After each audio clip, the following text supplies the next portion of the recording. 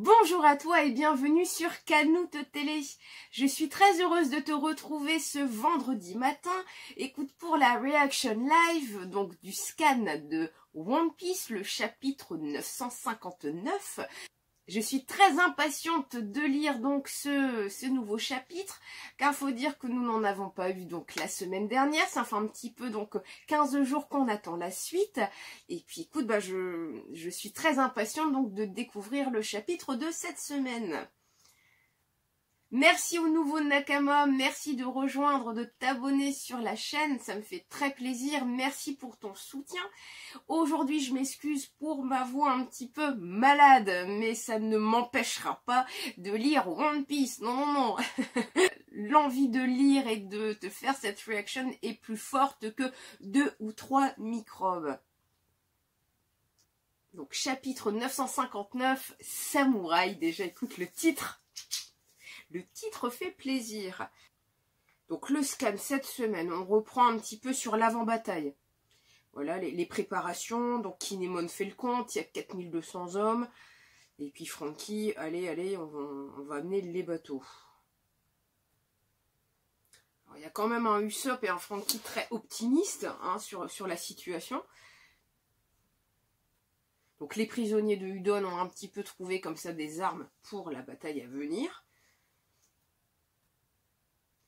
Alors, donc on explique un petit peu le déroulement de la journée à venir, le déplacement d'Orochi. On revient donc dans le village de Kuri et avec les armes, super ce casque. Donc j'aime bien l'expression comme ça un petit peu Luffy qui est très ouh, qu'est-ce que c'est que ça, une panoplie de guerriers. Alors Kaido, je vais me le faire. Wow, Luffy! Alors cette armure, cette merveilleuse armure avec donc le symbole un petit peu de la famille Kotsuki dessus, me fait rappeler forcément à je crois que c'était une couverture color spread donc de Oda il y a très longtemps, où on voyait un peu l'équipage comme ça, habillé en samouraï, et Luffy avait exactement cette tenue noire avec le clan Kozuki jaune. Ce casque aussi me fait penser un petit peu aux versions samouraï de Usopp dans Strong World. Ouais, je sais. Pourquoi? Parce que ça me fait penser tout simplement, comme j'ai j'ai une Portrait of Pirate de Usopp en mode samouraï, et c'est un petit peu le même casque. Et puis Brook derrière, quand même la super méga classe, quoi. Pareil, la belle tenue, etc. Donc, Carotte n'a pas été affublé d'une armure, mais Chopper, bon écoute, trop mimi. Et donc Luffy quand même toujours avec ce fameux sabre qu'il a chopé dès le départ. En tout cas, il continue de l'avoir autour de la taille. Et Sanji qui se moque gentiment de Zoro. Alors, ça tirait bien aussi. Non.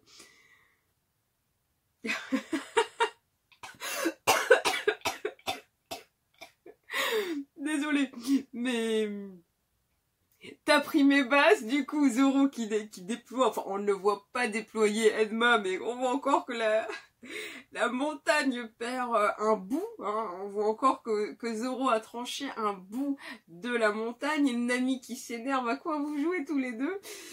Parce que maintenant Sanji, donc s'il énerve Zoro, Edma... Et Zoro, le réflexe de tu m'emmerdes, je vais sortir Edma maintenant, ça va te découper. Donc après, donc la page d'après, donc c'est Robin. Alors on apprend quand même qu'il y a donc les mousquetaires, les Minks, qui sont quand même aussi sur Wano pour prêter main forte dans la bataille. On reparle de cette fameuse lune. Eh oui, donc si tous les Minks pouvaient se transformer comme Carotte, ça va faire mal. Moi j'aimerais bien comme ça qu'il y ait plusieurs Minks qui se transforment, et bon, déjà ils gagneraient en puissance, mais ça ferait encore un autre visuel de certains personnages, et je pense que ça pourrait être intéressant de les voir en mode Sulong. Même Vanda, est-ce qu'elle se transforme également? La fille semble pensif. Ah, Jinbei. c'est vrai qu'il y a quand même une théorie sur Jinbei. Alors, qu'est devenu Jinbei? Est-ce qu'il a su s'échapper? Est-ce qu'il est mort? Est-ce qu'il est emprisonné? C'est le genre de petite case comme ça où Oda s'amuse avec nous encore une fois. Parce qu'on te dit bien, s'il est vivant, il viendra. Ouais, si il l'est. C'est vicieux. Franchement, c'est très vicieux de la part d'Oda comme ça, de même lui d'entretenir un petit peu comme ça ce doute. Il est mort, il est pas mort, il est caché, il est pas caché, mais s'il est vivant, bien sûr qu'il viendra, mais s'il est vivant, c'est vicieux. Donc là, on nous fait revenir à Vicious. Buvons de l'eau. T'imagines, c'est la fête, buvons de l'eau. Ah, bah là, on te le dit clairement. Alors, on avait déjà annoncé.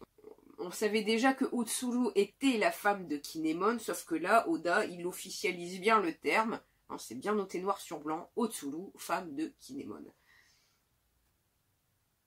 Tiens.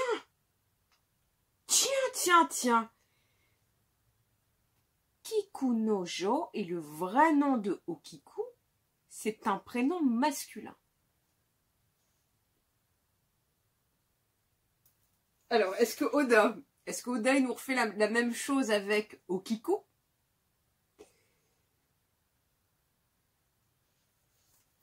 Femme de Kinemon, mais qui, en tout cas, a un prénom masculin. Bon, comme en France, hein, c'est pareil. Nous aussi, on a des prénoms comme ça, un petit peu doubles. On a des prénoms comme Claude, Michel, etc. C'est pareil, c'est des noms aussi bien masculins qui peuvent être déclinés féminins. Mais là, pourquoi on nous fait encore cette réflexion que Kikunojo est le vrai prénom de Okiku et c'est un prénom masculin? Oda. Alors là, le village, franchement, c'est vraiment des crétins. Parce que, mon rêve, c'était d'avoir le ventre plein, et au final, bah oui, mais c'est bon, c'est déjà arrivé. Ce qui fait tilt, forcément, chez Holden. Parce que Holden, lui, se souvient très bien que le gros bateau de plaisance, d'ailleurs, que l'on vient de voir en animé, a été volé. Parce qu'ils se vendent eux-mêmes. Enfin. Alors, la veille du jour décisif, c'est bien ça. Côté de Kuri, donc là, on voit donc le Sunny qui est un peu caché dans une grotte. Oh. Une explosion. Même si je suis convaincue à plus de 98% que le Sunny n'a rien, en tout cas, Orochi pense que le Sunny est détruit. Maintenant, je pense très sincèrement qu'au vu des matériaux dont est composé le Sunny à la base, il n'a pas pu comme ça partir en fumée. J'espère pas. J'espère que le Sunny n'est pas trop endommagé. Et donc on voit comme ça le plan d'Orochi un petit peu qui se met en œuvre. Ok, donc en plus on détruit les ponts. Le pont de Ringo, le pont de Akumai. Pour Orochi, entre guillemets, c'est donc là t'as la capitale. Si je coupe tous les passages, les ponts ou autres à côté, forcément tu ne peux pas te rendre dans la capitale et donc tu ne peux pas venir te venger sur place. Donc là on revient quand même au temps présent avec cette tornade dévastatrice. Arrêtez. C'est du suicide. Donc Kinemon ne lâche pas l'affaire, je suis tout à fait d'accord. Kinemon, c'est soit on agit aujourd'hui, ou sinon il faut attendre un an, mais dans un an, on n'a pas la gestion nécessaire, ni de pouvoir se cacher, ni les vivres, ni autre, alors on y va, quoi. Voilà. C'est bien la première fois que je vois Shinobu pleurer. En plus, les habitants donc d'Okobore ont cru en nous, et donc leur village vient d'être brûlé. Donc ne serait-ce que pour ça...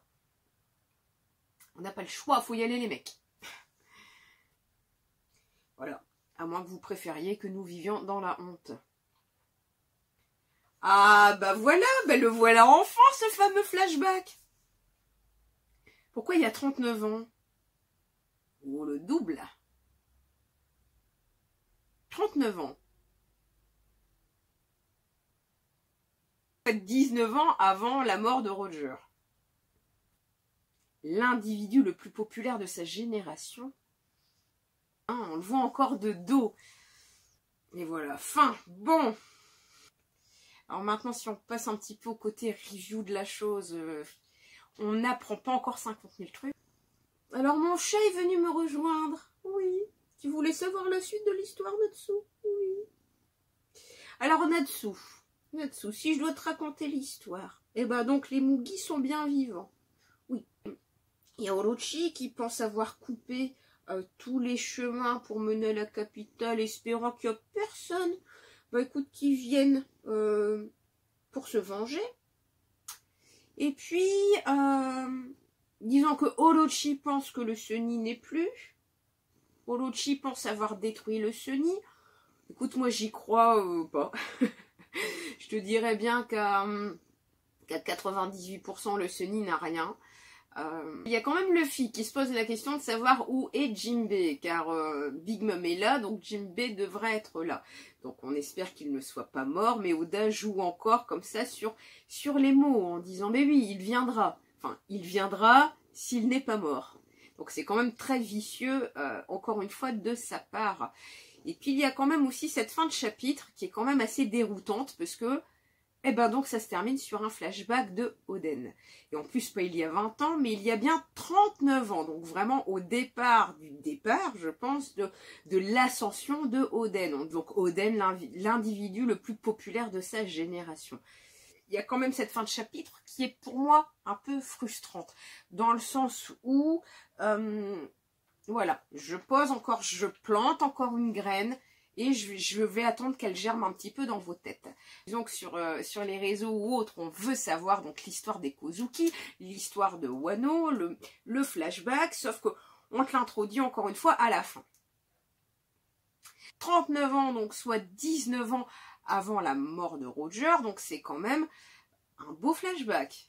Un flashback de 40 ans, quand même, c'est pas mal. Donc là, Oda fait le choix encore de nous le montrer de dos. On le voit quand même une assez belle carrure, assez balèze, des jambes musclées, avec les deux sabres. Donc c'est le Enma et que j'avais déjà eu du mal, le Amenua Bakiri, un truc comme ça de mémoire. Ne m'en veux pas s'il te plaît dans tes commentaires si j'ai oublié une syllabe. Mais en tout cas, donc les deux sabres, je parle des deux sabres de Iori et de Momonosuke. Hein, voilà. De dos qui a l'air quand même en mode balai, quoi, qui a l'air, voilà, j'ai été faire mon petit tour, je n'arrive pas à prendre la mer, je n'ai toujours pas réussi à quitter Wano, mais c'est pas grave, je vais réessayer. En tout cas, c'est l'impression qu'il donne. Nakama, donc j'espère que cette petite reaction live t'aura plu. Si oui, donc merci de rejoindre l'équipage Canute. Merci de t'abonner sur la chaîne pour me donner de la force et me soutenir sur YouTube. Merci également pour ton pouce et commentaire. Tu peux me suivre sur Twitter, sur Facebook et Instagram. N'hésite surtout pas. Et il y a aussi le compte Utip qui est pour toi, pour les futurs cadeaux à gagner sur la chaîne. Je te remercie, je te souhaite une bonne journée ou une bonne soirée et je te dis à très bientôt.